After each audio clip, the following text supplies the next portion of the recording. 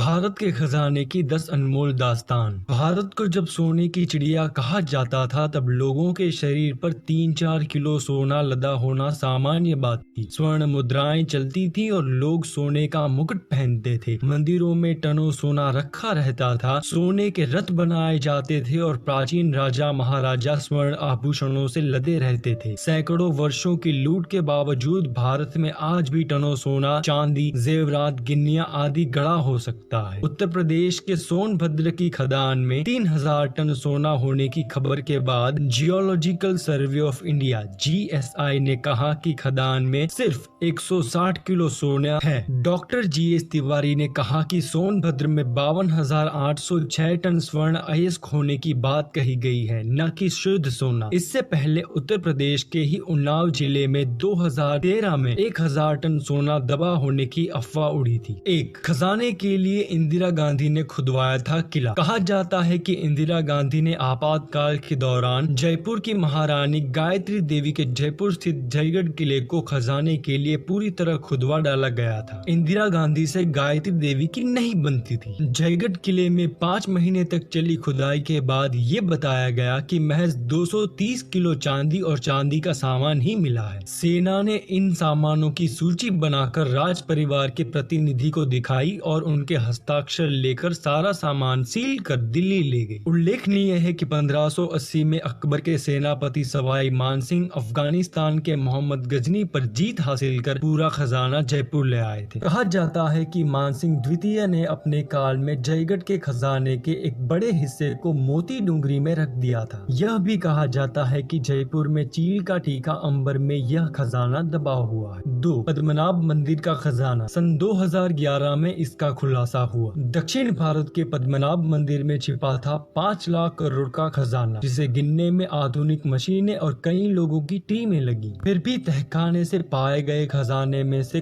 कुछ तहखाने खोलकर देखने की मनाही थी, क्योंकि मंदिर प्रशासन और भक्तजनों को किसी अनहोनी घटना और अशुभ होने का डर था। 2011 में कैग की निगरानी में पद्मनाभ स्वामी मंदिर से करीब 1 लाख करोड़ रुपया निकाला गया था। यह खजाना त्रावणकोर के महाराजा का बताया जाता है। 3. मोकम्बिका मंदिर का खजाना। कर्नाटक के पश्चिमी घाट में कोल्लूर में स्थित मोकम्बिका मंदिर में भी खजाना दबा होने का दावा किया जाता है। खजाने के दावे के इतर मंदिर में रखे जवाहरात की कीमत लगभग 100 करोड़ रुपए बताई जाती है। मान्यता अनुसार मंदिर के खजाने की सांप रक्षा करते हैं। यहाँ एक चेम्बर में सांप का निशान बना हुआ है। 4.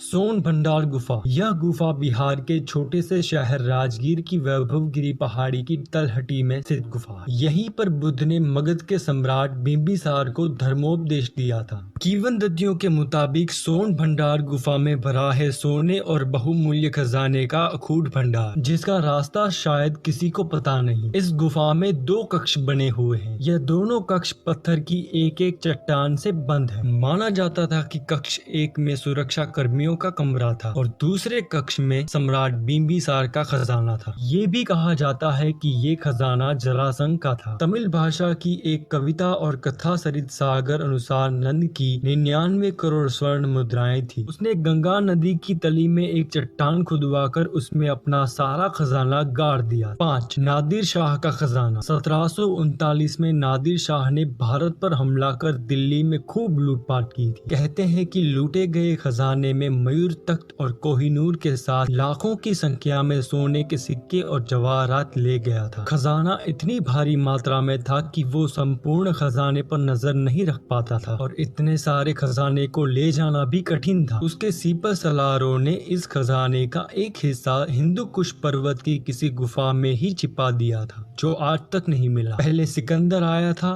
फिर चंगेज खान, इसके बाद भारत पर पहला मुस्लिम आक्रमणकारी था मोहम्मद बिन कासिम। मुस्लिम आक्रमणकारियों और लुटेरों की फौज भारत में घुसी और भारत को तहस नहस कर लूट ले गई। सोमनाथ का मंदिर मोहम्मद गजनवी ने लूटा था। उसमें ढेर सारा सोना था और बाबर भी यहाँ लूटने ही आया था। 6. जहांगीर का खजाना। राजस्थान के अलवर में मुगल बादशाह जहांगीर का खजाना दबा होने की बात कही जाती है। कहते हैं कि जहांगीर अपने निर्वसन के दौरान इस क्षेत्र में था और उसने यहीं के जंगलों में किसी गुप्त स्थान पर अपना खजाना दबा रखा। 7 कृष्णा नदी का खजाना। आंध्र प्रदेश के गुंटूर में कृष्णा नदी के तटीय क्षेत्र बहुत समय से हीरो के लिए विख्यात रहे थे। पहले ये क्षेत्र गोलकुंडा में शामिल था। यहीं से कोहिनूर हीरा निकला था। आज भी यहाँ कई हीरे दबे हुए हैं।